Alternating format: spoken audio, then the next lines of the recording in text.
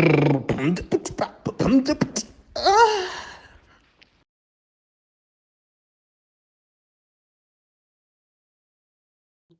everybody, we are back again. This is African Frame Podcast, your favorite film, TV series, box office prediction, box office result, YouTube channel slash podcast, whatever you may deem appropriate for you. I'm not alone. I'm with Rob Sibeko, a writer, director, a world builder, a great writer. You should check out his stuff. If you don't believe what I'm saying, then check it out yourself. But I promise you, you will not disagree with me. Anyway, we're gonna be doing the weekly recap. That's what we call it. So we're just gonna be giving a summary of the movies that we've watched recently and give our take on it. So I'm gonna be starting. So the movie that I'm gonna be talking about now is called Disaster Holiday by Bent Onion Productions. These are the guys that did movies such as Lobola Man, How to Ruin Love, Seriously Single, a mini series called Miss Education, and then a series called Redemption. So basically, it follows the story of a man called Joseph Ngema, who's played by Kenneth Nkosi, Kenny Mackenzo, for those who might know him. He was in Tsotsi, and a couple of movies like White Wedding and so on. He's basically a workaholic who works for a company called Roll With It. It deals with toilet papers. And this company basically is not doing well financially. They were the number one toilet paper business in the country, but then now that they feel like they need to downsize because they have two guys within the marketing departments that are senior. So they have to come up with a strategy, a marketing strategy to impress investors, boss, and the board, and so on, so that they can find a great strategy to make sure that the company really goes back to its, former glory. The interesting thing about this guy is that he is well, he's divorced, has three kids, so he shares custody with his ex-wife. Now the children want to spend time with him, but he's a workaholic, as I've said before. So he comes up with an idea of spending time with the kids by going to Durban on a road trip because the meeting is happening in Durban. So he uses that opportunity to go to Durban with the kids. You know, initially they were supposed to go to Zanzibar with the kids. So because of now this urgent thing, he sort of pivots and makes sure that he goes to Durban with the kids. But the kids have said that, okay, if we're going to go to this thing with you, you need to make sure that it's going to be us only. There's no business involved. So he kind of like manipulates his children and also like his new wife. They've been married for like 3 years. And it's quite interesting because throughout his entire journey, he needs to make time for the kids, but at the same time, whenever the kids are asleep and the wife is asleep or they're not paying attention, he's trying his best to like attend meetings, um, you know, all these things, reply to texts, messages, and so on. And the thing is, the other marketing guy called Tyrone, they're basically competing for this position. Whoever gets the right pitch, the best pitch, will be the one that stays, you know. Meanwhile, his ex-wife is also following up with the children if everything is okay. And there's a lot that happens on the route to their destination, you know. So it kind of reminds me of Vacation, the one with Ed Helms. I think it's the last Vacation film, the one that has Chris Hemsworth in it and Christina Applegate. I'm sure you know that movie. So it's quite interesting in a sense that a lot happens. Things don't go according to plan. Your typical vacation type of movie. But I think it's well done because it's told from a South African perspective. And Kenny Mackenzo is a great leading man. He always does great stuff. He barely disappoints in anything that is in. So I thoroughly enjoyed it, especially seeing all these hurdles that he has to overcome. But I feel like the end is a bit fast-paced for my liking. There's a lot that could have been done because I feel like he's not really the best. He's so ignorant to his children's activities and what they're getting into. He even forgets their ages and all of that. But anyway, that is Disaster Holiday by Burnt Onion. I thoroughly enjoyed it and I give it a 7 out of 10. All right, it's good. Yeah. That sounds Oh, good. yeah. Do you have any questions? Sure. Gives me very the Ice Cube one. Are we there yet? Yes. Yeah, it gives those vibes as well because there's an interesting dynamic to the children, you Hmm. know. Like one is a top achiever, has a crush on some kid, and then and she's learning how to drive. The other one is a social media influencer. His Oh, name is Junior. And then the last one is sort of adventurous. She always disappears. Like they barely know where she is. all right, all right. So yeah, it's quite interesting. Yeah. Lots of branches, lots of plot layers. All right. Yes. Yes. Also, that what's it? The Cedric Entertainer one as well, somewhere there as well. Yes. Johnson's Family Vacation, I think. I believe so. And then there's the Martin Lawrence one as well. Yeah, I just don't know the name of the Martin Lawrence one, but I think I know the one you're talking about, where he comes from a different Hmm? state and he comes Yeah, to, I think, celebrity film star, and then he yes. back home. Who's the guy that recently passed again? Mufasa? James Um, Earl Jones, I think, is the dad. No? and the brother is Michael Clark Douglas, who also died. Yes, yes, yes, yes. I remember that movie. I think Cedric the Entertainer is one of his brothers in that movie, Yes, isn't it? he's in there as well. Or is his cousin or something? I just Yeah, don't remember. Yeah, I remember that movie. yeah. And then in the one with Cedric Entertainer, that one had Steve Harvey, I believe, as the brother. As the brother, yes, because they were competing. They used Yeah, to compete a lot in that one, yeah, with Bow Wow and yeah. Solange. I see Yeah. elements of each thing as you described it. I'm like, okay, the brother, well, the competitive angle kind of ties in there. Yes. The workaholic angle with Martin, I think, ties in there. I see Yes. how they took a lot of these kind of elements and put them together to kind of make a unique South African film. Yeah, I think that's Burnt Onion is really good when it comes to stuff like that. But also they're very original. I don't want to lie in some of the things that they do. This is actually, I think it's Ritabile Rampakela, who basically made this happen. She used to be a KTV presenter, but anyway, yeah, it's great. It's great. But I think maybe Vacation started this trend of movies. I'm not sure. I could be wrong. Okay, well, I think, well, if you're talking about Lampoon's Vacation, which is Chevy Yes, Chase, then yes. one National Lampoon. there Yeah. because they were other, but no, that was one of the first ones, yes, and it was definitely one of the most iconic, Mm. definitely. And then I think they branched off to like try to be like, okay, what if we don't have the parents, we just have the kids, and then Euro trip, road trip, etc. And Right. it's its own thing. And then there's of course the one with the lady from Friends, Rachel. Yeah. And, um, We're the Midless yes, there we go. with Jason Sudeikis. Yes. You Yeah. guys getting paid? Yeah. Emma Roberts, yeah, Ed Helms is also in there. Mm. Fantastic movie. It's a genre, and I like the Yeah. idea that we have locally inserted our input there. I mean, Yeah. wasn't White Wedding something as well? And isn't it starring the same? Yeah, you could say that White Wedding is a road trip. It's more of a what's this word that I'm looking for? Bromance type of road trip Yes, than it is a family exactly. road trip. So But it would lean more towards road trip than Lampoons. yes, I Yeah. mean, well, vacation, if that's what you meant. More of a family vacation Mhm. thing, yeah. But the White Wedding does fall under road trip. It's just that it's a bromance But type it would of fall under like Euro trip, not under yeah, not 100%. under Lampoon. Yes. Yeah, yeah. Well, now So you yeah, guys know.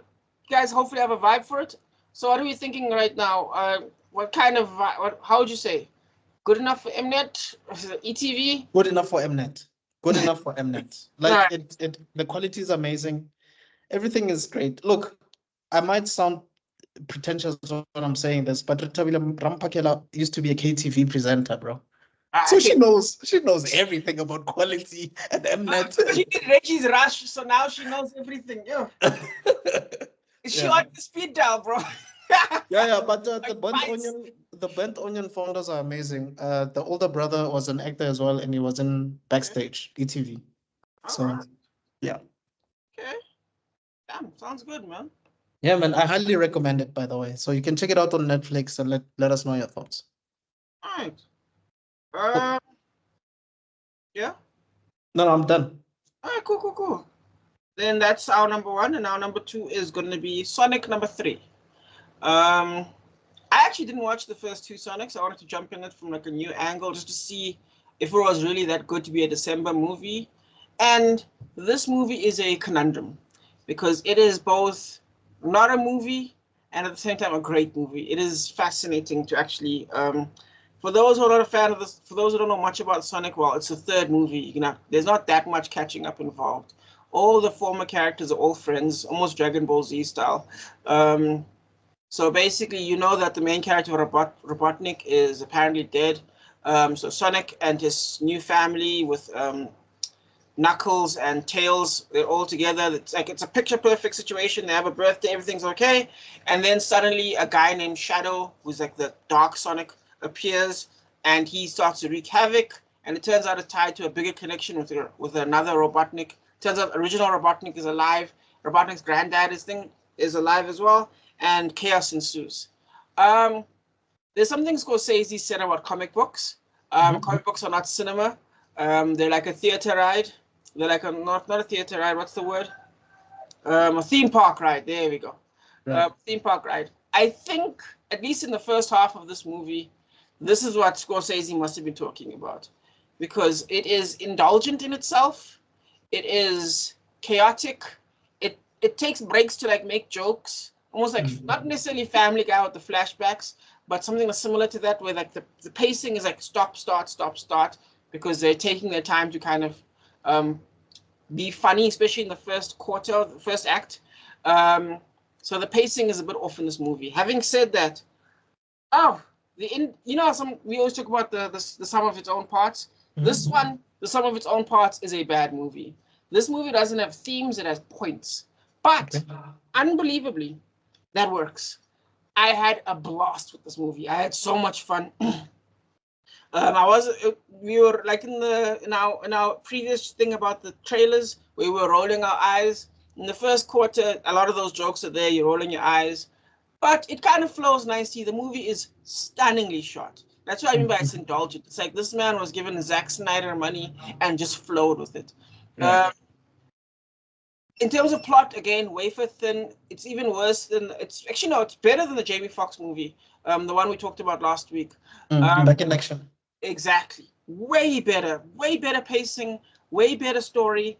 And also, again, I said there's no real theme so much as points, because it wasn't really following the theme consistently. That's one of the key things about theme, is that you stay consistent. This one, not that consistent. It almost has like this whole thing about revenge, and then it like taps off, and then it comes back to revenge quite nicely, actually.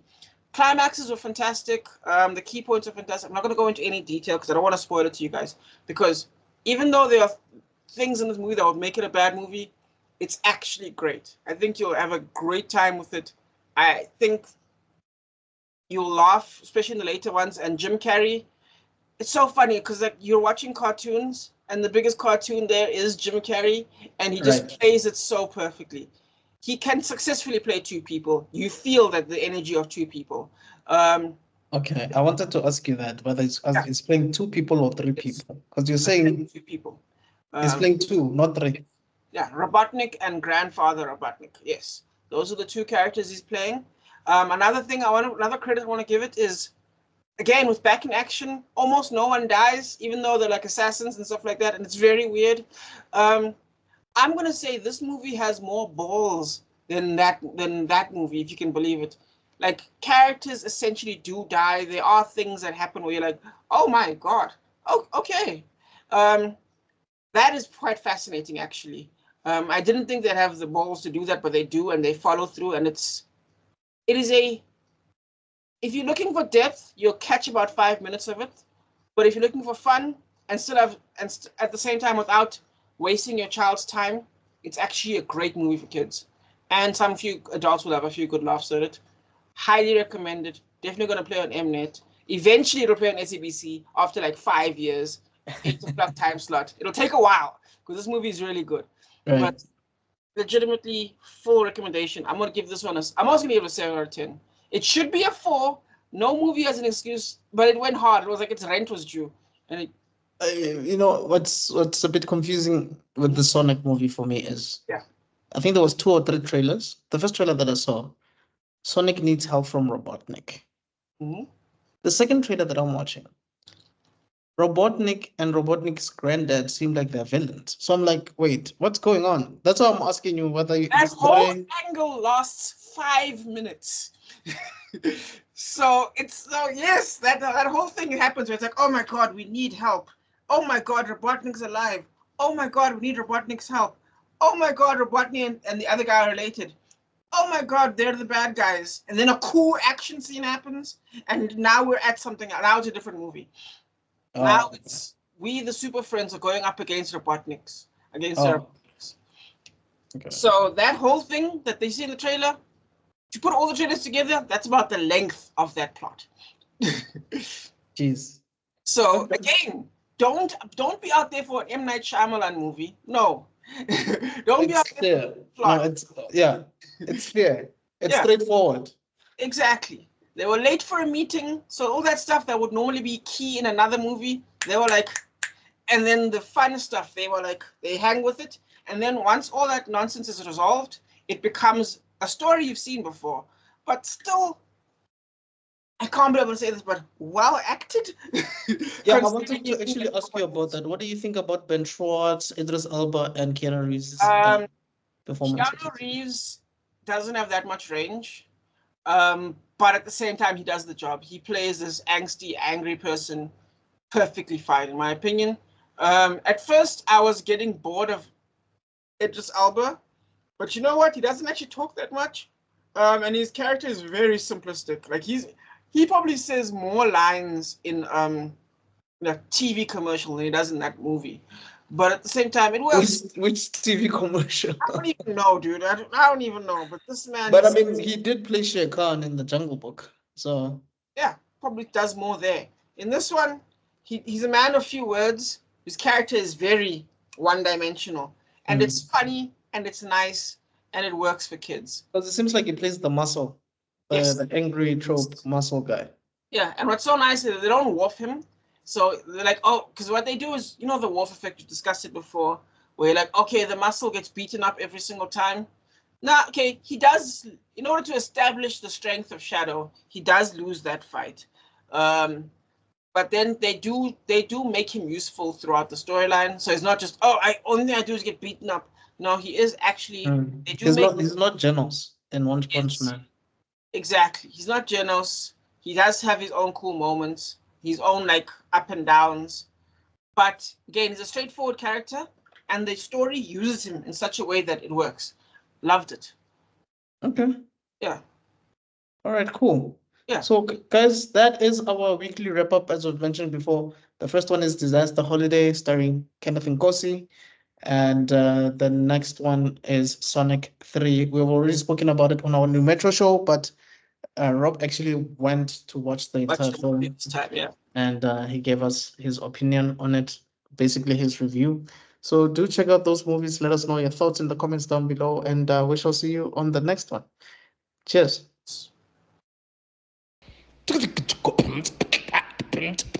Mama.